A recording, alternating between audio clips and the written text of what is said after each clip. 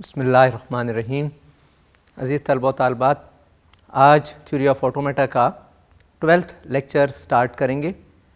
इससे पेशतर कि हम 12th लेक्चर स्टार्ट करें, मैं चाहूँगा कि गुज़श्ता लेक्चर में डिस्कस किए गए टॉपिक्स पर एक नज़र देख ली जाए। तो आइए स्लाइड की तरफ चलते हैं। Last time we discuss the proof of Kleene's theorem part 2, method with different steps. Part 2 ये था कि if a language can be accepted by TG there exist an RA corresponding to that language.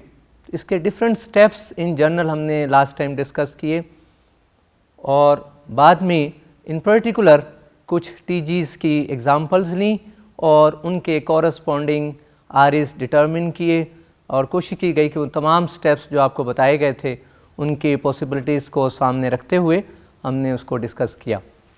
अज़ीज़ तलबा, cleans theorem part 2 के proof का सिलसिला जारी है और उसके प्रूफ के लिए हमने in general steps last time discuss किए थे और कुछ एग्जांपल्स हमने इन पर्टिकुलर भी देखी।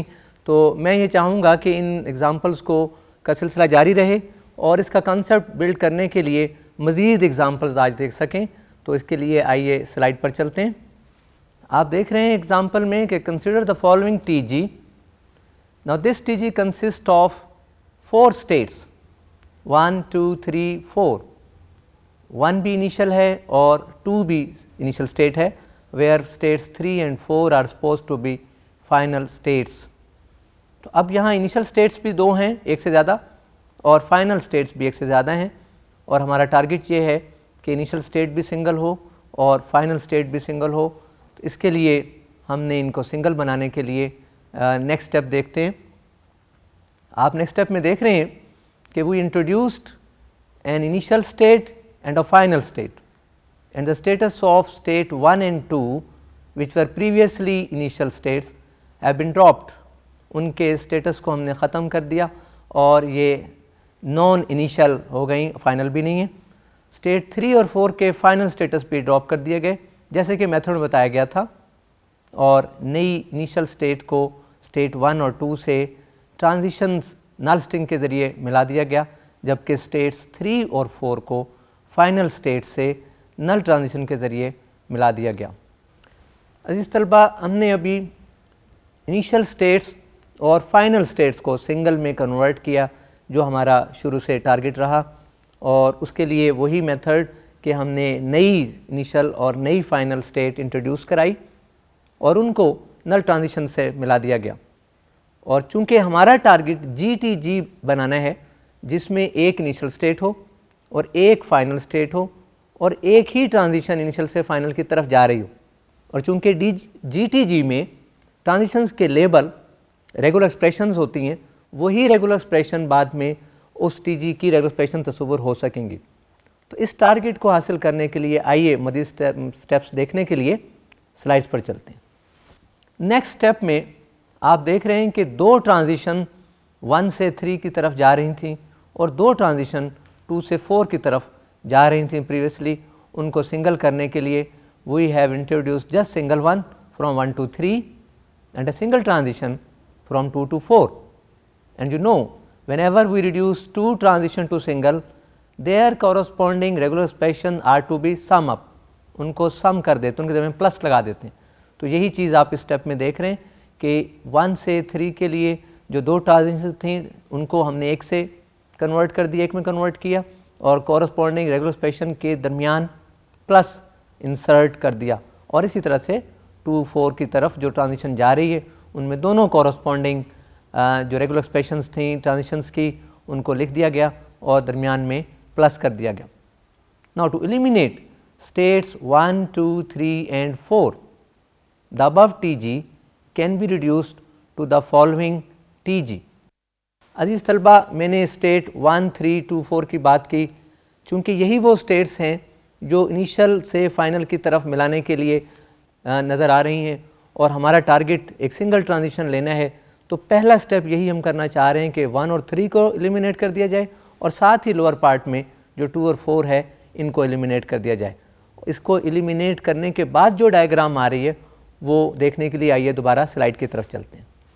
आप स्लाइड पे देख रहे हैं कि हमने इनको एलिमिनेट कर दिया और जाहिर है कि there are 3 transitions linked from initial 1, 3 and first final state. इन तीनों को इकट्ठा किया और तीनों को कैनकेटिनेट कर दिया, क्योंकि सीक्वेंस में अगर ट्रांजिशंस आ रही हों और इनको सिंगल में रिड्यूस करना हो, उनकी कॉरस्पॉन्डिंग रेगुलर एक्सप्रेशंस को उसी सीक्वेंस में कैनकेटिनेट कर देते हैं। तो एक तो हमने काम ये किया, लेकिन स्टेट 3 और 4 दोनों पे लूप आ रहा है और लूप का लेबल B है, और मैंने बताया था कि जब लूप को एलिमिनेट करना हो तो जो भी उसकी रेगुलर एक्सप्रेशन लिखी हो उसका स्टार भी लगाया जाता है। तो इसलिए आप देख रहे हैं कि जो ऊपर वाली ट्रांजिशन है from initial to final in the lower diagram, मैं लोअर डायग्राम की बात कर रहा हूँ, तो वहाँ आप देख रहे हैं कि नल स्ट्रिंग B+AA दरमियान वाली ट्रांजिशन थी, B स्टार लूप है और नल स्ट्रिंग आखिर में है। तो इनको हम उसी तरतीब से, जिस तरतीब में ये ट्रांजिशन इनिशियल से स्टेट 1, स्टेट 1 से स्टेट 3, स्टेट 3 पर लूप और स्टेट 3 से फाइनल स्टेट की तरफ जिस तरतीब में जा रहे थे उसी तरतीब में हमने इनको लिख दिया। अजीज़ तलबा, अभी अपने टीजी का अबव पार्ट जो नज़र आ रहा था आपको, जिसमें 1 और 3 को एलिमिनेट करना मकसूद था, वो दिखाया गया, जबकि लोअर पार्ट बाकी है और लोअर पार्ट में भी हमने एक ही ट्रांजिशन शो करनी है। This is quite symmetric, similar like what we have done for the upper part. तो आइए लोअर पार्ट के लिए दोबारा स्लाइड की तरफ चलते हैं। तो लोअर पार्ट में आप देख रहे हैं इनिशियल से फाइनल की तरफ भी एक ही ट्रांजिशन एक और दिखा दी गई, और इसमें 3 ट्रांजिशंस को, बल्कि दरमियान में एक लूप भी है स्टेट 4 का, इन सब को एलिमिनेट किया गया और एक बनाया गया। और उसी तरतीब के साथ कि जो लेबल इनिशियल से 2 की तरफ ट्रांजिशन पे आ रहा है उसको पहले लिखा, फिर 2 से 4 की तरफ जो लेबल है उसको बाद में लिखा। चूँकि कैनकेटिनेट करना था इसलिए हमने ब्रैकेट भी इस्तेमाल की, और 4 पर जो लूप है, लूप का लेबल या रेगुलर एक्सप्रेशन सिर्फ A है, और जब लूप को एलिमिनेट करते हैं तो A स्टार से, वो स्टार भी आपको नज़र आ रहा है, और 4 से फाइनल पर जाते हुए नल स्ट्रिंग वो भी एंड पर दिखाई दे रही है। डियर स्टूडेंट्स, अब तक हमने जो दिया गया टीजी था जिसके लिए हम रेगुलर एक्सप्रेशन लिखना चाह रहे हैं, और टारगेट ये है कि एक GTG बना दिया जाए जिसमें एक इनिशियल स्टेट हो, एक फाइनल हो, एक ट्रांजिशन हो, और उसी ट्रांजिशन की जो रेगुलर एक्सप्रेशन है वही हमारी रिक्वायर्ड रेगुलर एक्सप्रेशन हो सकेगी। तो अब तक हमने इनिशियल और फाइनल एक स्टेट के साथ 2 ट्रांजिशन शो कर दिए। अब उन 2 ट्रांजिशंस को भी सिंगल में कन्वर्ट करना है, जिसको हम नेक्स्ट स्टेप में करेंगे, और वो स्टेप देखने के लिए आइए स्लाइड की तरफ चलते हैं। आप देख रहे हैं कि इस डायग्राम में पिछली ही डायग्राम हमने दोहरा दी है ताकि वो आपके सामने रहे, और उसके बाद इनको एक करने के लिए मैंने लिखा है to connect the initial state with the final state by single transition as the above TG can be reduced to the following. ये पहले ही बताई जा चुकी बात कि अगर एक स्टेट से दूसरी स्टेट की तरफ एक से ज़्यादा ट्रांजिशंस आ रही हों, उनको एक ट्रांजिशन में कन्वर्ट कर सकते हैं, और उसके लिए उनकी कॉरस्पॉन्डिंग रेगुलर एक्सप्रेशंस के दरमियान प्लस साइन इंसर्ट करते हैं। और यही आप इसमें देख रहे हैं लोअर डायग्राम में। जो अपर डायग्राम है वो तो प्रीवियस डायग्राम थी ताकि आप कंपेयर कर सकें, इसलिए दोनों डायग्राम दिखाई जा रही। तो लास्टली जो टीजी हमने स्टार्ट किया था, अब GTG की ऐसी फॉर्म में आ गया कि एक इनिशियल स्टेट है, एक फाइनल स्टेट है, और एक ही उसका आपको लेबल नज़र आ रहा है। यही लेबल रिक्वायर्ड रेगुलर एक्सप्रेशन है। Hence the required regular expression is BAA into B star plus A plus BB into A star. आप देख रहे हैं कि पहला part B plus AA into B star और दूसरा part A plus BB into A star, ये दोनों अलग अलग ऊपर वाली डायग्राम के लेबल थे जिनको हमने प्लस कर दिया, और यही रिक्वायर्ड रेगुलर एक्सप्रेशन है। अजीज़ तलबा, हमने एक रेगुलर एक्सप्रेशन देखी टीजी के कॉरस्पॉन्ड। मैं आपको बताता चलूँ कि किसी भी टीजी के कॉरस्पॉन्ड एक से ज़्यादा रेगुलर एक्सप्रेशन बनाई जा सकती है, क्योंकि एक लैंग्वेज के लिए एक से ज़्यादा रेगुलर एक्सप्रेशन हो सकती है। तो इसलिए वो लैंग्वेज जब किसी टीजी में एक्सेप्ट हो रही होगी तो उसके लिए एक से ज़्यादा रेगुलर एक्सप्रेशन बनाई जा सकती हैं। आप अपने तौर पर एक से मुख्तलिफ रेगुलर एक्सप्रेशन लिखने की कोशिश करें और चेक करें कि जो स्ट्रिंग इस टीजी में एक्सेप्ट हो रही हैं वो उस रेगुलर एक्सप्रेशन से जनरेट हो सकती हैं जो आपने लिखी, नंबर 1। नंबर 2, जो रेगुलर एक्सप्रेशन आपने लिखी उससे जनरेट होने वाली तमाम स्ट्रिंग दिए हुए टीजी में एक्सेप्ट होना ज़रूरी है। ऐसी ही सूरत में आपकी बनाई हुई regular expression exact regular expression तस्वुर होगी। हमारी एग्जांपल्स का सिलसिला जारी है। मैं चाहूँगा कि मज़ीद एग्जांपल्स देखने के लिए आइए स्लाइड पर चलते हैं। Consider the following TG accepting even language. बता भी दिया गया कि इस टीजी में जो लैंग्वेज एक्सेप्ट हो रही है वो इवन लैंग्वेज है। और टीजी की एग्जांपल्स में आपको याद होगा कि ये एग्जांपल आपको दिखा दी गई थी। अब हमारा टारगेट ये है कि जो इवन लैंग्वेज की रेगुलर एक्सप्रेशन आपको बताई जा चुकी थी, क्या वो यहाँ से जनरेट हो सकती है या नहीं। इस डायग्राम को देख लीजिए कि इसमें इनिशियल स्टेट फाइनल स्टेट है, एक लूप स्टेट 1 पर है, एक ट्रांजिशन स्टेट 1 से 2 की तरफ जा रही है, एक लूप स्टेट 2 पर है और एक ट्रांजिशन स्टेट 2 से 1 की तरफ जा रही है। अज़ीज़ तलबा, ये ऐसी एग्ज़ाम्पल आ गई जहाँ इनिशियल स्टेट फाइनल बी है। ये बिल्कुल उससे बरक्स है कि हमारे पास इनिशियल स्टेट एक से ज़्यादा हों या फाइनल स्टेट एक से ज़्यादा हों और सिंगल कन्वर्ट करें। यहाँ तो ऑलरेडी एक स्टेट इनिशियल भी है और फाइनल भी है। So there are 2 targets. इसके GTG लिखने की 2 पॉसिबिलिटीज़ हैं। आपको याद होगा कि मैंने शुरू में जब रेगुलर एक्सप्रेशन लिखने की बात की थी तो मैंने ये बताया था कि TG के कॉरस्पॉन्ड ऐसा GTG बनाने की कोशिश की जाएगी जिसमें एक इनिशियल स्टेट हो, एक फाइनल हो और एक ही ट्रांजिशन हो, या एक इनिशियल हो वही फाइनल हो और उसी के ऊपर लूप हो। तो यहाँ जो पॉसिबिलिटी आपको दिखाई जाएगी वो एक इनिशियल, एक फाइनल और एक ट्रांजिशन की होगी इसके कॉरस्पॉन्डिंग GTG बनाने के लिए। अब चूंकि इनिशियल फाइनल भी है, इनको सेपरेट करने के लिए क्या किया जाए ये देखने के लिए आइए स्लाइड की तरफ चलते हैं। आप देख रहे हैं डायग्राम में कि हमने 2 अलग अलग स्टेट्स इंट्रोड्यूस कराई, state 3 for initial and state 4 for final. और स्टेट 3 को 1 से नल ट्रांजिशन के ज़रिए मिला दिया और 1 को 4 से नल ट्रांजिशन से मिला दिया। स्टेट 1 पहले इनिशियल और फाइनल स्टेट थी, इसके ये दोनों स्टेटस ख़त्म कर दिए गए। ऐसा करने से वो तमाम स्ट्रिंग्स जो 1 से वापस 1 पर आती थीं, एक्सेप्टेड तस्वुर होती थीं, अब 3 से 4 पर जाकर एक्सेप्टेड तस्वुर होंगी।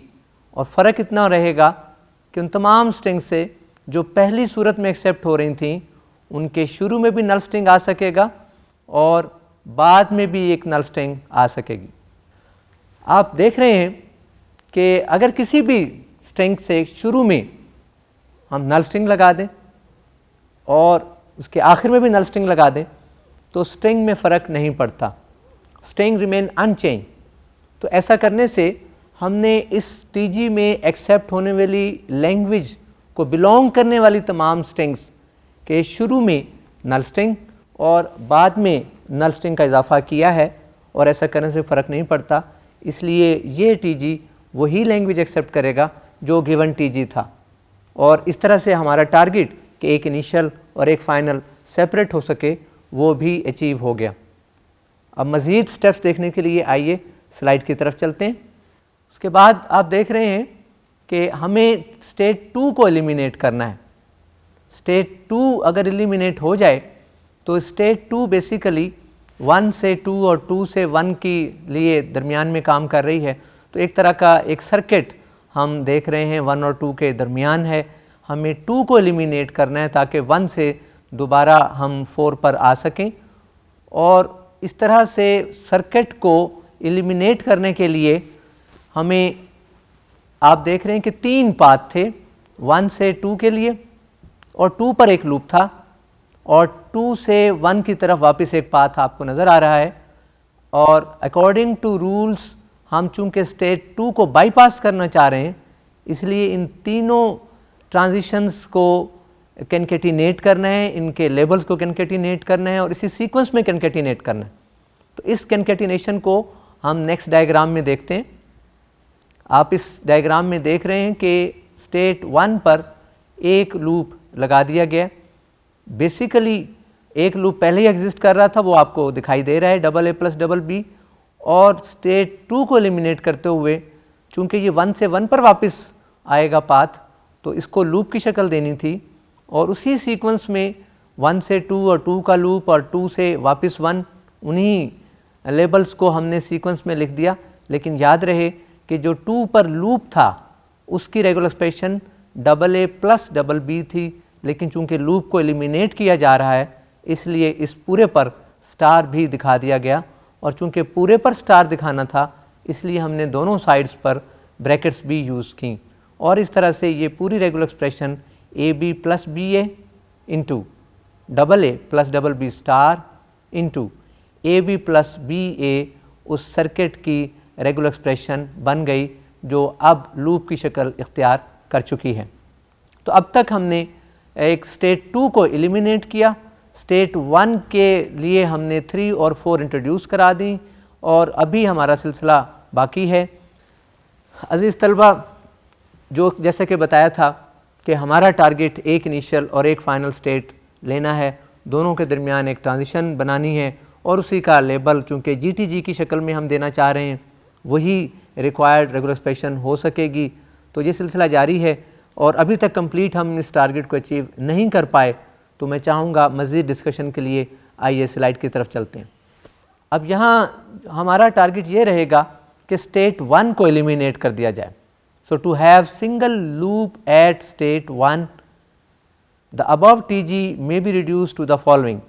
तो पहले हमने उस जो 2 लूप हमारे पास 1 के आ रहे थे उनको सिंगल में कन्वर्ट किया, जो आप डायग्राम में देख रहे हैं, और जब आप 2 लूप्स को एक में कन्वर्ट करते हैं तो उनकी कॉरस्पॉन्डिंग रेगुलर एक्सप्रेशन में सम यूज़ किया जाता है, प्लस का साइन लगाया जाता है, जो हमने लगा दिया, जिसमें आप देख रहे हैं कि double A plus double B को मैंने ब्रैकेट में सेपरेटली दिखाया, ये वो ओरिजिनल पहला लूप था, और बाद में प्लस के बाद A B plus B A into double A plus double B whole star into A B plus B A, ये बाद वाली रेगुलर एक्सप्रेशन, दूसरे लूप वाली रेगुलर एक्सप्रेशन, और दोनों को प्लस में इकट्ठा कर दिया।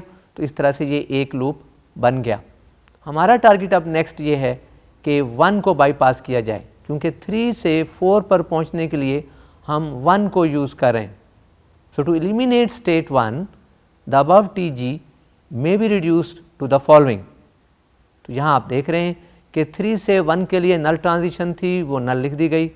3 पर जो लूप था, अब उस लूप पर भी एक स्टार लगेगा, क्योंकि लूप की जो रेगुलर एक्सप्रेशन है वो एक बार उस लूप को यूज़ करने वाली स्ट्रिंग को जाहिर करती है, जबकि लूप इन्फिनिट मैनी टाइम्स लिया जा सकता है, इसलिए इसको टोटल हमने एक ब्रैकेट के अंदर क्लोज करके एक और स्टार लगा दिया, और बाद में हमने स्टेट 1 और 4 की तरफ जाने वाली नल ट्रांजिशन की नल ट्रांजिशन ही को, नल स्ट्रिंग को लिख दिया, और इस तरह से एक रेगुलर एक्सप्रेशन मिल गई जो सिंगल इनिशियल से सिंगल फाइनल की तरफ जा रही है।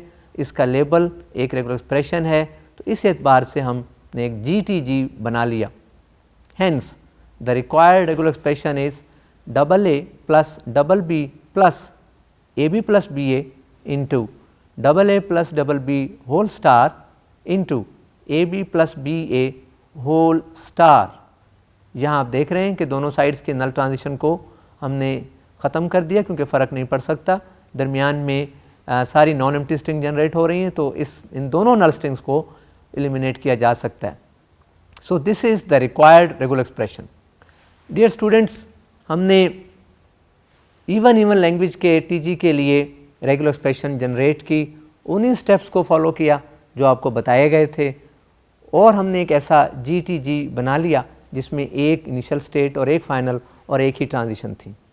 यहाँ मैं बताता चलूँ कि हम इन इनिशियल और फाइनल को सेपरेट किए बगैर भी हम GTG बना सकते थे, सिंगल इनिशियल और वही फाइनल एक लूप की शक्ल में, और बहुत ही आसान है, चूँकि इसके ऊपर एक लूप स्टेट 1 पर इनिशियली अगर आपको डायग्राम जहन में हो ऑलरेडी था, और 1 से 2 की तरफ एक ट्रांजिशन जा रही थी, 2 पर एक लूप लगा हुआ था, 2 से 1 की तरफ एक और ट्रांजिशन जा रही थी। तो इस 1 और 2 के सर्किट को एक लूप में डायरेक्ट कन्वर्ट कर दें, और बाद में ये दोनों लूप इकट्ठे हो जाएं, और जब लूप को लिखा जाए रेगुलर एक्सप्रेशन में तो वो स्टार की शक्ल इख्तियार कर लेता है, आपको यही रेगुलर एक्सप्रेशन दोबारा मिल जाएगी। मुझे उम्मीद है कि आप ये सारा प्रोसेस अपने तौर पर कर सकेंगे। हमारी डिस्कशन का सिलसिला जारी है, आइए स्लाइड की तरफ चलते हैं। Cleans theorem part 3। आपको याद है कि हमने क्लीन्स थ्योरम के 3 पार्ट शुरू में कहे थे। फर्स्ट पार्ट के बारे में कह दिया था कि there is nothing to prove. Second को बड़ी डिटेल के साथ डिस्कस किया, और तीसरे की स्टेटमेंट है if the language can be expressed by regular expression then there exist an FA accepting the language. अब कहना ये चाह रहे हैं कि कोई भी रेगुलर एक्सप्रेशन दे दी जाए किसी लैंग्वेज के लिए तो हम उसके कॉरस्पॉन्ड FA बना सकते हैं। अब इसके प्रूफ के लिए इन जनरल प्रूफ ज़रा मुश्किल रहेगा, तो हम चाहेंगे कि इसको स्टेप वाइज थोड़ा सा मैं आपको बता सकूं। तो यहाँ हम देख रहे हैं जो मैंने पार्ट A आपके सामने दिखाया है, as the regular expression is obtained applying addition, concatenation and closure on the letters of an alphabet and the null string as well, क्योंकि नल स्ट्रिंग भी हम यूज़ कर लेते हैं रेगुलर एक्सप्रेशन में, और नल स्ट्रिंग खुद भी रेगुलर एक्सप्रेशन होती है। सो corresponding FA, so while building the regular expression, sometimes the corresponding FA may be built easily as shown in the examples, following examples. अजीज़ तलबा, ये एग्जाम्पल्स दिखाने से पहले मैं बताता चलूँ कि जब भी कोई रेगुलर एक्सप्रेशन आपकी दे दी जाए, आपको दी जाए, वो रेगुलर एक्सप्रेशन बाज़ औक़ात बहुत सिंपल होती है, और सिंपल रेगुलर एक्सप्रेशंस के लिए आप FA डायरेक्ट बना सकते हैं। मतलब अगर एक ऐसी रेगुलर एक्सप्रेशन है, एक ही लेटर एग्जिस्ट करता है और अल्फ़ाबेट में 2 लेटर हैं, it's very easy to build corresponding FA। या किसी लैंग्वेज में जस्ट नल स्ट्रिंग आ रही है तो आप नल स्ट्रिंग को एक्सेप्ट करवाने के लिए डायरेक्ट FA बना सकते हैं। So some time the regular expression are very simple to build their corresponding FAs। तो पहले हम उन सिंपल रेगुलर एक्सप्रेशन की एग्जाम्पल देखेंगे और फिर हम इन जनरल बात करेंगे। तो आइए सिंपल एग्जाम्पल्स के लिए स्लाइड की तरफ चलते हैं। Consider the language defined over sigma consisting of AB and the strings consisting of this language consisting of only B। इसमें सिर्फ एक लेटर B आ रहा है इस लैंग्वेज में, जबकि अल्फ़ाबेट में 2 लेटर हैं। Then this language may be accepted by the following FA। यहाँ दोबारा मैंने may be का लफ्ज़ इस्तेमाल किया, ये बता चुका हूँ। There may be more than one FA for certain language। आप देख रहे हैं कि एक इनिशियल स्टेट है, एक स्टेट 1 है, एक फाइनल स्टेट है। इनिशियल को फाइनल से मिला दिया और उसका लेबल B किया, इस तरह से लेटर B एक्सेप्ट हो गया। अब चूंकि FA है, हमें फाइनल स्टेट के लिए भी ट्रांजिशन दिखानी है, और इनिशियल स्टेट पर अभी लेटर A की ट्रांजिशन बाकी थी, उसके लिए हमने स्टेट 1 इंट्रोड्यूस कराई, उसको हमने वेस्ट बास्केट बना दिया, क्योंकि हम और मज़ीद स्ट्रिंग्स एक्सेप्ट करवाना नहीं चाह रहे। आप देख रहे हैं कि वेस्ट बास्केट में 1 पे लेबल AB के लिए लूप दिखा दिया गया है, और फाइनल स्टेट पे A और B आने के लिए भी हमने उसको 1 से मिला दिया। ऐसा करने से ये FA सिर्फ और सिर्फ एक स्ट्रिंग एक्सेप्ट कर रहा है। So which shows that this FA helps in building an FA accepting only 1 letter. अगर आपने एक लेटर एक्सेप्ट करवाना हो तो इसी किस्म के FAs बनाए जा सकते हैं। अजीज़ तलबा, हमारा सिंपल एग्जाम्पल्स का सिलसिला जारी है, और मैं चाहूँगा कि नल स्ट्रिंग को सिर्फ एक्सेप्ट करवाने के लिए अल्फ़ाबेट कुछ भी हो सकती है, उसका कॉरस्पॉन्डिंग FA क्या होगा। आइए स्लाइड की तरफ चलते हैं। Consider the language defined over sigma AB consisting of only null string. Language की बात हो रही है कि इसमें सिर्फ नल स्ट्रिंग शामिल है। Then this language may be accepted by the following FA। इसमें 2 स्टेट्स दिखाई जा रही हैं, एक इनिशियल वही फाइनल। आप जानते हैं कि अगर इनिशियल स्टेट फाइनल हो, TG के केस में या FA के केस में नल स्ट्रिंग एक्सेप्ट हो जाती। अब इस पर A और B की ट्रांजिशन डेफिनेटली लेटर A और B एक्सेप्ट नहीं होना चाहिए। हमने एक नॉन फाइनल स्टेट इंट्रोड्यूस करा दी, उसको मिलवा दिया, और जो स्टेट इंट्रोड्यूस कराई उसके लिए A B का लूप दिखा दिया। तो ये FA गालबन में पहले भी आपको बता चुका हूँ, ये वही FA है, हम FA की एग्जाम्पल्स में डिस्कस कर चुके थे। बहरहाल यहाँ इसको दोहराना ज़रूरी था, और आप देख रहे हैं कि सिर्फ नल स्ट्रिंग एक्सेप्ट कर रहा है। डियर स्टूडेंट्स, हमने सिंपल एग्जांपल्स देखी। अब मैं ये चाहूँगा कि कोई भी रेगुलर एक्सप्रेशन दे दी जाए, चूँकि कोई भी रेगुलर एक्सप्रेशन आप लें वो या तो सिंपल रेगुलर एक्सप्रेशन होगी, या 2 रेगुलर एक्सप्रेशन की का सम होगी, या 2 की कंकैटिनेशन होगी, या किसी एक का क्लोजर होगी, या इनकी कॉम्बिनेशन होगी। तो अब किस तरह से सिस्टमेटिकली कोई FA इन जनरल बनाया जा सकता है?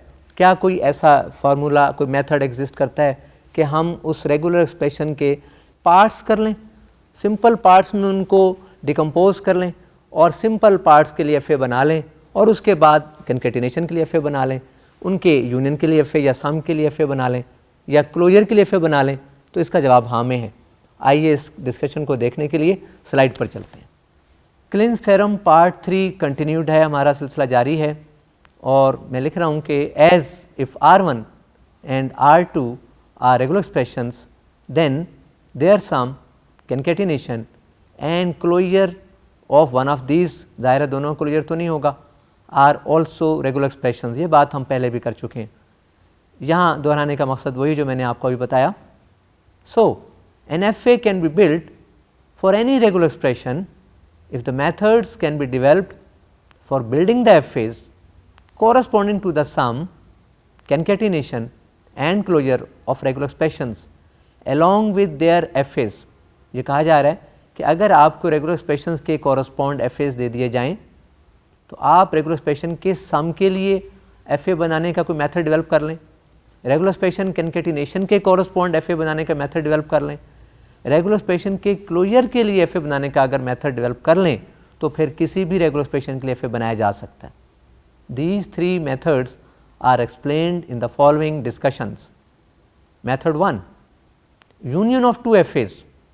यहाँ हम चाह रहे हैं यूनियन का लफ्ज़ इस्तेमाल कर लिया, बेसिकली यूनियन लैंग्वेज के लिए इस्तेमाल होता है और यहाँ FAs की यूनियन से मुराद 2 लैंग्वेज की यूनियन के लिए FA बनाना है।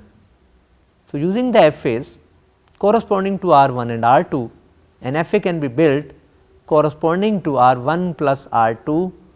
This method can be developed considering the following examples। मैंने जिक्र किया है कि हम कुछ एग्जाम्पल देखेंगे जिसमें 2 रेगुलर एक्सप्रेशन के कॉरस्पॉन्ड FA गिवन होंगे। हम उन रेगुलर एक्सप्रेशन के सम के कॉरस्पॉन्ड FA बनाने की कोई टेक्निक डिस्कस करेंगे थ्रू सर्टन एग्जाम्पल। तो इसके लिए जहन में रखें कि जब आप रेगुलर एक्सप्रेशन की बात कर रहे हैं तो उनकी कोई ना कोई लैंग्वेजेस भी हैं और रेगुलर एक्सप्रेशन के सम के लिए जो लैंग्वेज बनती हैं वो कॉरस्पॉन्डिंग लैंग्वेज का यूनियन होती हैं और चूंकि रेगुलर एक्सप्रेशन एग्जिस्ट करती है इसलिए FA एग्जिस्ट करता है। तो हम इनके FAs बनाएंगे और उन लैंग्वेज के यूनियन के कॉरस्पॉन्ड FA बनाने के लिए कुछ डिस्कशन करेंगे थ्रू एग्जाम्पल, पर्टिकुलर एग्जाम्पल्स करेंगे ताकि आप उस एग्जाम्पल को सामने रखते हुए मेथड को भी फॉलो कर सकें। तो उस एग्जाम्पल के लिए आइए स्लाइड की तरफ चलते हैं।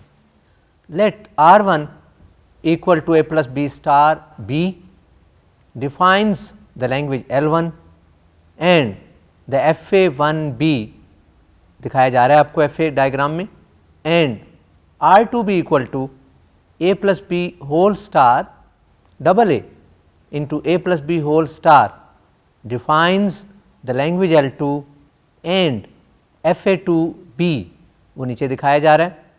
यहाँ आपको 2 रेगुलर एक्सप्रेशंस और कॉरस्पॉन्ड लैंग्वेजेस को हमने उसी तरह से L1 और L2 कह दिया और कॉरस्पॉन्डिंग FAs को FA1 और FA2 कह दिया। तो हमें दोनों रेगुलर एक्सप्रेशंस के FAs गिवन हैं। मुझे उम्मीद है कि आप इन लैंग्वेजेस को पहचान चुके होंगे। पहली language of strings ending in B है और दूसरी language of strings containing AA है और इनके FAs भी इसी तरह हम डिस्कस करते चले आए हैं। हम देख रहे हैं कि जो 2 FAs आपको स्लाइड पे दिखाए गए, पहले FA के लिए हमने X1 X2 लेबल यूज़ किया और दूसरे FA के लिए Y1 Y2 Y3 ये लेबल्स यूज़ किए। ये लेबल बड़े अहम हैं जो हमारे कॉरस्पॉन्डिंग रिक्वायर्ड FA को डिटर्मिन करने के लिए यही लेबल हेल्प करेंगे। अब जो मेथड हम डिस्कस करना चाह रहे हैं, बेसिकली हमारा टारगेट ये है कि जो रिक्वायर्ड FA है उसमें एक्सेप्ट होने वाली स्ट्रिंग दिए गए FAs में एक्सेप्ट होने वाली स्ट्रिंग का यूनियन है। अब यूनियन ऑफ 2 लैंग्वेजेस की डेफिनेशन है कि L1 union L2 is the collection of strings either belonging to L1 और L2 और बोथ। इसी को सामने रखना है। तो हमारा टारगेट ये होगा कि चूंकि यूनियन ऑफ लैंग्वेज की बात की जा रही है तो जो रिक्वायर्ड FA की इनिशियल स्टेट है वो ऐसी स्टेट होनी चाहिए जहाँ से जो FA1 की इनिशियल स्टेट के लिए भी काम कर सके और FA2 की इनिशियल स्टेट के लिए भी काम कर सके। और in other word, the initial state of required FA should correspond to either initial state of FA1 और इनिशियल स्टेट ऑफ FA2। अब इस कंसेप्ट को देखने के लिए आइए स्लाइड की तरफ चलते हैं। Let FA3 be an FA corresponding to R1 plus R2। हमने रिक्वायर्ड FA को FA3 कह दिया। Then the initial state of FA3 must correspond to the initial state of FA1 और the initial state of FA2। ये वही बात है जो मैंने अभी आपको बताई। Since the language corresponding to R1 plus R2 is the union of corresponding languages L1 and L2 consists of strings belonging to L1 or L2 or both. Therefore, a final state of FA3 must correspond to a final state of FA1 or FA2 or both. मैंने final state of required FA की बात की तो वो definitely एक ही होगी। Since in general FA3 will be different from both FA1 and FA2। ये बात भी और से समझ लें कि इन जनरल ये नया FA बाकी दिए गए दोनों FA से मुख्तलिफ होगा। ये some time it may be same if one of the language is empty. अगर एक लैंग्वेज एम्प्टी हो जाए तो डेफिनेटली ये इसकी यूनियन इन दोनों में से कोई एक ही लैंग्वेज होगी और इस तरह से रिक्वायर्ड FA इन दोनों FA में से कोई एक FA हो सकेगा। तो इसलिए ये कहा जा रहा है कि since in general FA3 will be different from both FA1 and FA2। So the labels of states of FA3 may be supposed to be Z1, Z2, Z3 and so on, where Z1 is supposed to be the initial state. Since Z1 correspond to the states X1 or Y1, so there will be two transitions separately for each letter read at Z1। अजीज़ तलबा, अभी हमने देखा कि Z1 को required FA की initial state करार दिया और there are two possibilities for Z1. It may be the initial state of FA1, that is X1. It may correspond to the initial state of FA2, that is Y1। अब दोनों FAs में letter A और B की अलग अलग transitions X1 और Y1 पे दिखाई दे रही थी।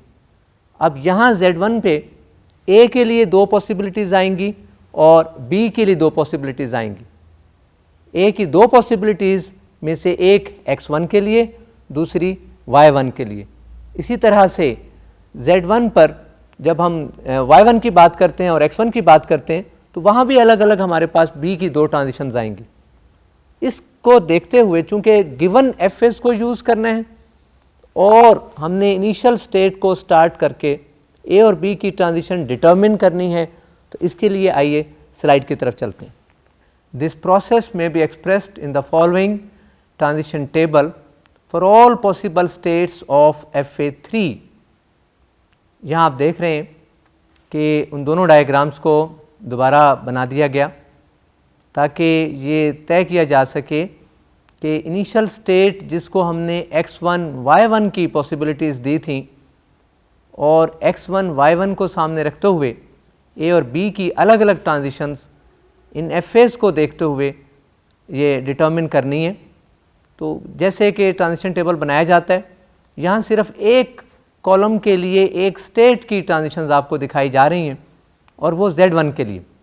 No Z1 corresponds to X1 Y1 और Z1 इनिशियल स्टेट भी है, चूँकि X1 Y1 इनिशियल स्टेट्स थी और मैं कह चुका था कि रिक्वायर्ड FA की इनिशियल स्टेट गिवन FAs की इनिशियल स्टेट के कॉरस्पॉन्ड होगी। No we have to determine the transitions for both A and B when we read this letter at Z1.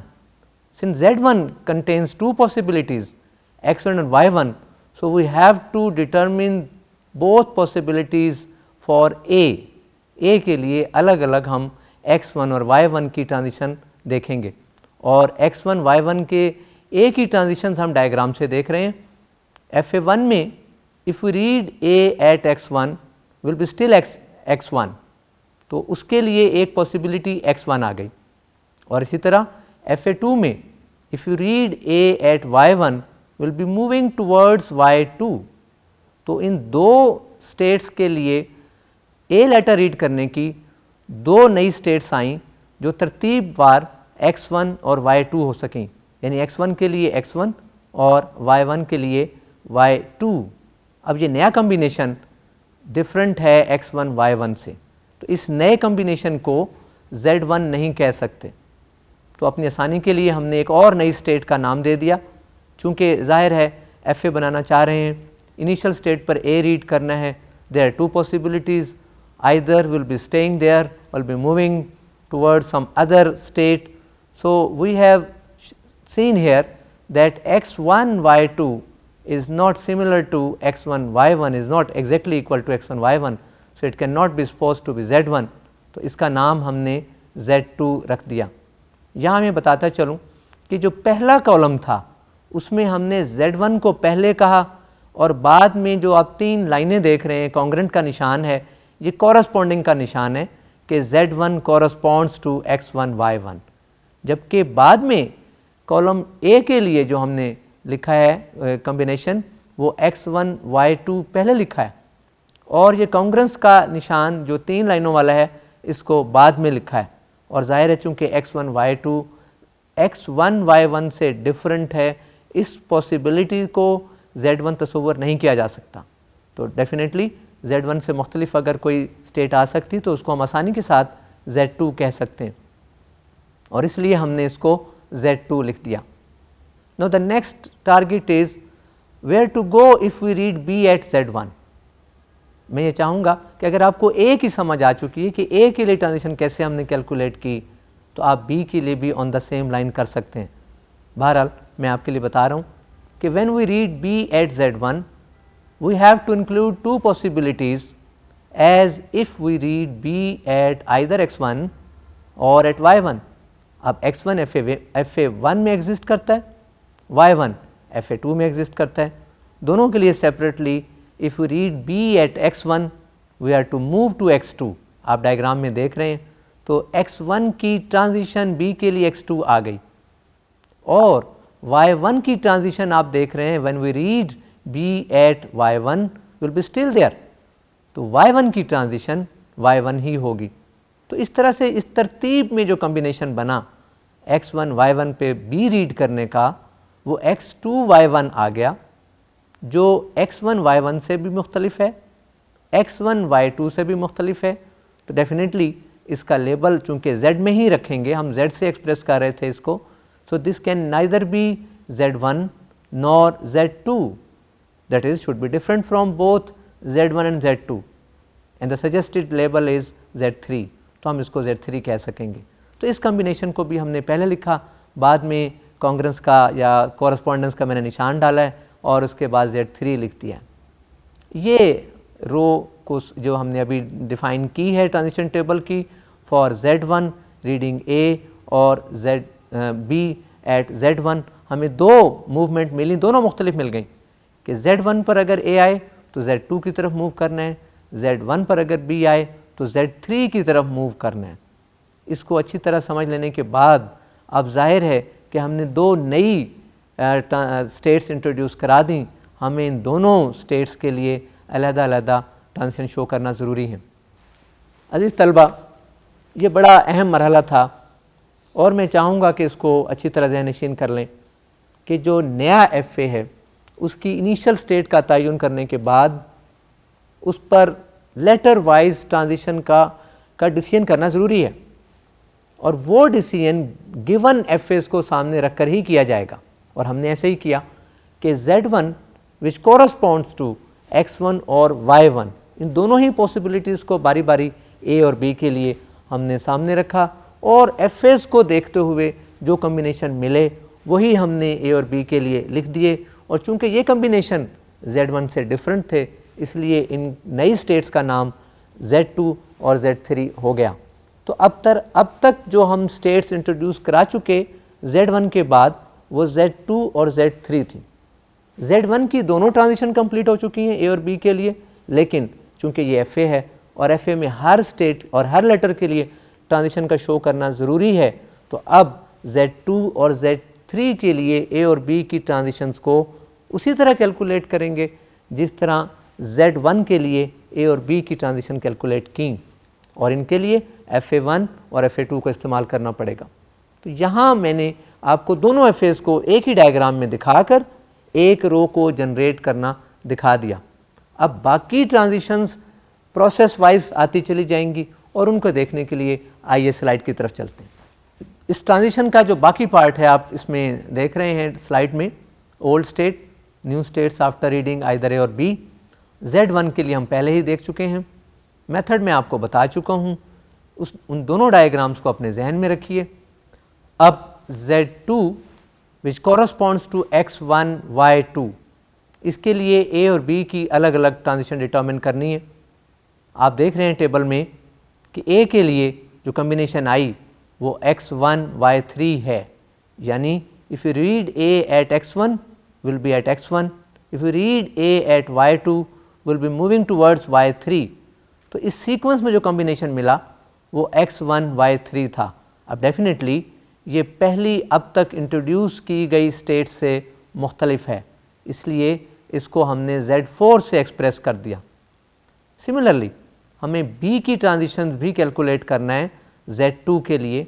उसी तरह से X1 पर reading B will be moving towards X2, आप इसमें table में देख रहे हैं, and reading B at Y2 will be moving toward Y1। ये शो किया जा रहा है कि X1 के कोरस्पॉन्ड X2 आएगा और Y2 के कोरस्पॉन्ड Y1 आएगा if we read B at the states according to the given FAs, उन्हीं को यूज़ करके लिख रहे हैं।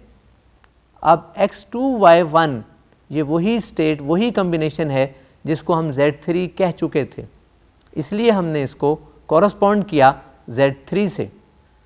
अज़ीज़ तलबा, जब आप कम्बिनेशन के बाद स्टेट्स का तयन करें तो ये बहुत ज़रूरी है कि किसी स्टेट को रिपीट ना कर दें। यानी अगर स्टेट वो आ चुकी है पहले और उसका कोई लेबल तय हो चुका है तो वही लेबल आप दोबारा देंगे। ये नहीं कि पहले उसको आपने Z3 कह दिया, अब दोबारा वो कम्बिनेशन कहीं आ रहा है, अब उसका नाम आप Z5 रख दें, तो ये ऐसा नहीं करना। जो कम्बिनेशन आप तय कर चुके हैं अगर वो एग्जिस्ट करता है वही लेबल आप उसको देंगे, जैसा कि Z3 के लिए हमने किया। तो अब तक हमने 3 स्टेट्स इंट्रोड्यूस कराई थी पिछली कॉलम में, जो हमारे पास रो आया था, ट्रांजिशन टेबल की एक रो आई थी, उसमें हम 3 इंट्रोड्यूस करा चुके थे, Z1, Z2, Z3। और Z2 की ट्रांजिशन में हमने एक Z4 इंट्रोड्यूस करा दिया, Z3 ऑलरेडी एग्जिस्ट करता है। तो ये स्टेट्स बढ़ती चली जा रही हैं और ये एक स्टेज पर रेपिटेशन ख़त्म हो जाएगी, और जो ही रेपिटेशन ख़त्म होगी will be not introducing any new state, ये प्रोसेस स्टॉप हो जाएगा। और इस तरह से बनने वाला ये जो ट्रांजिशन टेबल है, फिर इसका एक प्रोसेस अभी रह जाएगा कि फ़ाइनल स्टेट्स का तयन करना बाकी होगा, और फिर इसकी ट्रांजिशन डायग्राम होगी, फिर इसको चेक किया जाएगा कि ये वाकई हमारी रिक्वायर्ड FA बना है या नहीं। यहाँ एक बात और बताता चलूँ कि आप देख रहे हैं कि जितने कम्बिनेशंस आ रहे हैं उनमें शुरू में X के लेबल आएंगे, चूँकि FA1 को आपने पहले यूज़ कर लिया, और बाद में Y's के लेबल आएंगे। अब X की तादाद जो है वो 2 है, X1, X2, and Y's are 3, Y1, Y2, Y3। आप सोचकर बताएं कि कितने कम्बिनेशन हुए। मुझे उम्मीद है आपने 6 कम्बिनेशन कैलकुलेट कर लिए होंगे। X1 के लिए 3, यानी X1, Y1, Y3, 3 कम्बिनेशन ये मिल जाएंगे, X1, Y1, X1, Y2, X1, Y3। और 3 ही कम्बिनेशन आपको X2 के मिल सकते हैं, X2, Y1, X2, Y2, X2, Y3। तो ये 6 कम्बिनेशन बनते हैं। लेकिन जो प्रोसेस मैं आपको सिखा रहा हूँ इसमें इन 6 की 6 कम्बिनेशंस की ट्रांजिशन को कैलकुलेट करने की ज़रूरत नहीं होगी। अक्सर ऐसा होगा यूनियन के दौरान आप सिर्फ Z1 से स्टार्ट करेंगे और जो कम्बिनेशन आहिस्ता आहिस्ता बनते चले जाएंगे उन्हीं के लिए नई ट्रांजिशन ढूंढते चले जाएंगे। एक स्टेज पर ये प्रोसेस स्टॉप हो जाएगा। Hopefully number of states will less than the number of possible states, जैसे कि इस केस में पॉसिबल स्टेट्स 6 हो सकेंगी, लेकिन अभी आप देखेंगे कि जो प्रोसेस हमने स्टार्ट किया, हमने Z1 लिया, उसके बाद Z2 आया और Z3 आया। ये वो कम्बिनेशन नहीं है जो मैं आपको बता रहा हूँ, ये ऑटोमेटिक जनरेट हो रहे हैं और इस तरह से जनरेट होते हुए नंबर ऑफ स्टेट्स रिड्यूस हो सकती हैं। लेकिन इस प्रोसेस में एक बहुत एहतियात की ज़रूरत है और वो ये कि जब कम्बिनेशन बना रहे हों उनके लेबल बड़ी एहतियात से करें और जब उन कम्बिनेशन को डिटर्मिन करें वो भी बहुत एहतियात के साथ FA देख कर करें। आइए मज़ीद डिस्कशन के लिए स्लाइड की तरफ चलते हैं। हमने Z2 की कंप्लीट ट्रांजिशन A और B के लिए देख ली और इस दौरान एक नई स्टेट इंट्रोड्यूस हो गई Z4। अब जाहिर है कि Z2 के बाद Z3 की बारी है, तो हमने Z3 which corresponds to X2 Y1 इनकी दोनों अलग अलग ट्रांजिशन A और B की कैलकुलेट कर ली। X2 Y1 के A के लिए जो कॉम्बिनेशन आया दैट्स X1 Y2, जो वही है जो Z2 था, इसलिए हमने उसको Z2 ही लिख दिया। और X2 Y1 की कॉम्बिनेशन, इसकी ट्रांजिशन के लिए जो कॉम्बिनेशन आ रहा है व्हेन वी रीड B, वो X2 Y1 ही है, यानी Z3 ही है। तो इस तरह से Z3 की दोनों ट्रांजिशन A और B कैलकुलेट कर ली और इस दौरान कोई नई स्टेट इंट्रोड्यूस नहीं हुई। But still we have Z4 और Z4 corresponds to X1 Y3। ये यहाँ मैं बताता चलूँ कि आप प्लस साइन देख रहे हैं, इसका तयन, इसकी जस्टिफिकेशन मैं एंड पर बताऊँगा कि Z3 और Z4 पर प्लस क्यों लगाया गया। ये फाइनल स्टेट की इंडिकेशन है, इसकी रीज़न बाद में बताई जाएगी। तो Z4 which corresponds to X1 Y3, इसके लिए हमने दोनों लेटर्स की ट्रांजिशन कैलकुलेट करना थी। ट्रांजिशन कैलकुलेट करने का तरीका आप सीख चुके हैं।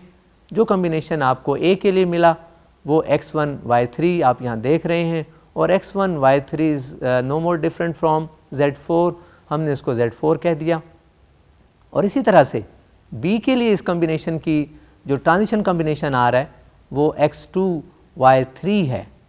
X2 Y3 is now new combination, so must have new name, इसका नया नाम होना चाहिए, वो हमने Z5 कर दिया। तो इस दौरान हमें एक नई स्टेट Z5 मिल गई।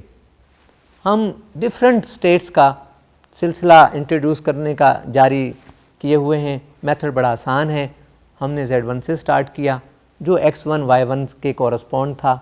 X1 Y1 दोनों FAs में आपको पता थे, आपको उनकी आगे ट्रांजिशंस भी पता थी और A और B के लिए हमने ये सिलसिला जारी रखा और जब भी कोई नया कॉम्बिनेशन आया उसका नया नाम रख दिया। तो अब तक हम Z1, Z2, Z3, Z4 states की ट्रांजिशन देख चुके हैं। इस दौरान एक नई ट्रांजिशन जनरेट हो गई जिसका नाम हमने Z5 रखा। अब Z5 के लिए भी ट्रांजिशन कैलकुलेट करना ज़रूरी है। आइए उस ट्रांजिशन को देखने के लिए स्लाइड पर चलते हैं। So Z5 which corresponds to X2 Y3, if we read A at Z5, the combination of transition becomes X1 Y3। ये कॉम्बिनेशन स्टेट सी का है जो ट्रांजिशन से मिला है। X1 Y3 हम पहले भी इंट्रोड्यूस करा चुके हैं, इसका नाम Z4 था, इसलिए हमने इसको Z4 रखा। इसी तरह से if we read B at Z5 which corresponds to X2 Y3, we'll be getting a combination of states X2 Y3। अब X2 Y3 is the same as Z5, हमने इसको Z5 कह दिया। इस तरह से कोई नई स्टेट इंट्रोड्यूस ना हो सकी। हमने एक सिलसिला जारी किया स्टेट्स इंट्रोड्यूस कराने का और किसी न किसी स्टेज पर कोई ना कोई नई स्टेट इंट्रोड्यूस हो जाती थी।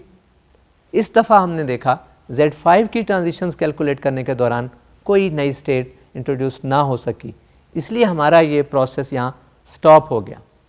तो अब तक जितनी स्टेट्स हम बना चुके FA1 और FA2 की स्टेट्स को सामने रखते हुए वो टोटल 5 हैं, जबकि कॉम्बिनेशन मैंने आपको जो बताए थे वो 6 थे। तो इस प्रोसेस में हमें एक स्टेट का फ़ायदा हो गया, यानी एक कम स्टेट का FA हम बना सकेंगे। लेबर भी कम हो गई, लेकिन एहतियात ज़्यादा चाहिए। इस प्रोसेस में एहतियात की बहुत ज़रूरत है। अक्सर स्टूडेंट्स एक ही स्टेट के कई नाम देते चले जाते हैं और वो 6 से भी ज़्यादा बन जाती हैं। ये बहुत बड़ी मिस्टेक है जो मेरा एक्सपीरियंस है स्टूडेंट्स की तरफ से, आप इस चीज़ का ख्याल रखिएगा।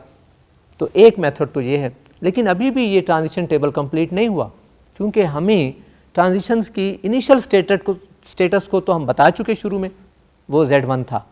तो विच स्टेट और states will be the final state, उसकी बात बाकी है। तो वो देखने से पहले मैं ये बता चलूँ, उसका लॉजिक समझा दूँ कि बेसिकली जो रिक्वायर्ड FA लैंग्वेज एक्सेप्ट कर रहा है, this is the language union of to languages accepted by the corresponding FAs। अब यूनियन का मतलब ये आइदर बिलोंगिंग टू L1 और L2 और बोथ। इसका मतलब ये हुआ कि जब भी कोई कम्बिनेशन ऐसा हो जो FA1 की फाइनल स्टेट की तरफ आ रहा हो या FA2 की फाइनल स्टेट की तरफ जा रहा हो, कम्बिनेशन में शामिल हो, या दोनों ही उसमें आ रहे हों, तो वो फाइनल स्टेट होना ज़रूरी है। ये एक बड़ा सिंपल सा लॉजिक है जिसको याद रखने की कोई मसला नहीं। चूँकि यूनियन की strings belong to either L1 और L2 और both, so the state from the required FA should or must be the final state if it corresponds to either final state of FA1 और FA2 और both। बड़ा आसान सा तरीका हो गया, इसी को हम अप्लाई करेंगे और आप देख सकेंगे कि इसी को सामने रखते हुए हमारे फाइनल स्टेट्स का तयन किया जा सकेगा। इसको देखने के लिए दोबारा स्लाइड की तरफ चलते हैं। आप देख रहे हैं कि स्टेट जो Z2 है, this is just non-final state, neither this is initial nor final। Z3 is final, इसके फाइनल होने की वजह X2 का शामिल होना है। Z4 is final, इसमें Y3 आ रहा है जो FA2 की फाइनल स्टेट है। Z5 is final, इसमें X2 और Y3 दोनों आ रहे हैं। ये दोनों ही FA1 और FA2 बारी बारी इनकी फाइनल स्टेट्स हैं, हमने इनको फाइनल स्टेट्स कर दिया। अभी ये सिर्फ ट्रांजिशन टेबल है, हमें इसकी ट्रांजिशन डायग्राम भी देखना है। आइए नेक्स्ट स्लाइड पर चलते हैं। जब आपको ट्रांजिशन टेबल मिल जाए किसी FA का, तो उसकी ट्रांजिशन टेबल को, उस ट्रांजिशन टेबल को देखकर उसकी डायग्राम बनाई जा सकती है। और डायग्राम बनाते हुए बहुत सी पॉसिबिलिटीज़ होती हैं, बहुत सी ऑप्शंस होती हैं। We usually start from initial state from left side. Left side से आप देख रहे हैं Z1 हमने लिया, Z2 को ऊपर ले लिया और इसी तरह Z3, 4 और 5। आपकी ऑप्शन इससे मुख्तलिफ हो सकती है। बहरहाल ये ट्रांजिशन जो नज़र आ रही हैं ये टेबल को सामने रख कर बनाई गई हैं। जो स्टेट्स फाइनल थी उस टेबल में वो यहाँ भी फाइनल कर दी गई, और जो इनिशियल थी वो तो एक ही होती है, वो यहाँ इनिशियल कर दी गई। इनिशियल फाइनल नहीं थी इसलिए ये यहाँ भी फाइनल नहीं है। बाकी सारे के सारे लेबल वही हैं जो ट्रांजिशन टेबल को सामने देख कर बनाए गए। नाउ अगला सवाल ये पैदा होता है कि क्या आप इसकी रेगुलर एक्सप्रेशन लिख सकते हैं? It's very simple. Regular expression corresponding to above FA में बी, इन दोनों का सम कर दें, क्योंकि हमने समी के लिए FA बनाया था, वही कॉरस्पॉन्डिंग रेगुलर एक्सप्रेशन होगी, इसमें कोई इख्तलाफ नहीं होना चाहिए। अज़ीज़ तलबा, आज हमने जो टॉपिक डिस्कस किए उसको देखने के लिए आइए स्लाइड की तरफ चलते हैं। Examples of TG to RE। हमने लास्ट टाइम मेथड बताया था कि TG से RE किस तरह लिखा जाता है, उसकी मज़ीद एग्ज़ाम्पल्स आज हमने देखी। और इसमें एक बड़ी इम्पॉर्टेंट एग्ज़ाम्पल जो डिस्कस की गई वो इवन लैंग्वेज के TG से उसकी रेगुलर एक्सप्रेशन बनाना थी। और वहाँ मैंने आपको ये बताया कि आप इसके लिए एक और मेथड भी लगा सकते हैं, एक इनिशियल और वही फाइनल, और एक लूप के ज़रिए रेगुलर एक्सप्रेशन लिखी जा सकती है। उसके बाद हमने क्लीन्स थ्योरम पार्ट 3 की बात की, और उसकी स्टेटमेंट थी कि if a language can be expressed by regular expression it can also be accepted bye certain FA। और उस सिलसिले में हमने कहा कि रेगुलर एक्सप्रेशन बहुत सिंपल भी हो सकती हैं, उनके FA बनाना कोई प्रॉब्लम नहीं है। और हमने सिंपल रेगुलर एक्सप्रेशंस के लिए FA बनाने की एग्जांपल्स भी देखी। फिर बाद में एक मेथड डिस्कस किया इन जनरल कि अगर कोई भी रेगुलर एक्सप्रेशन दे दी जाए उसको छोटे छोटे पीसेस में, स्मॉल सिंपल रेगुलर एक्सप्रेशंस में हम डिकम्पोज कर सकते हैं, क्योंकि हर regular expression different regular expressions का सम कैनकेटिनेशन और क्लोजर की शक्ल में लिखी जा सकती है। अगर हम कोई मेथड ऐसा डेवलप कर लें जो रेगुलर एक्सप्रेशन के सम कैनकेटिनेशन और क्लोजर के लिए FAs बना सके उनके कॉरस्पॉन्डिंग FAs के मुताबिक, तो हम ऐसा कर सकेंगे। अज़ीज़ तलबा, आज का लेक्चर यहीं इख्तिताम पज़ीर होता है। अगले लेक्चर तक के लिए इजाज़त दीजिए। अल्लाह हाफिज़।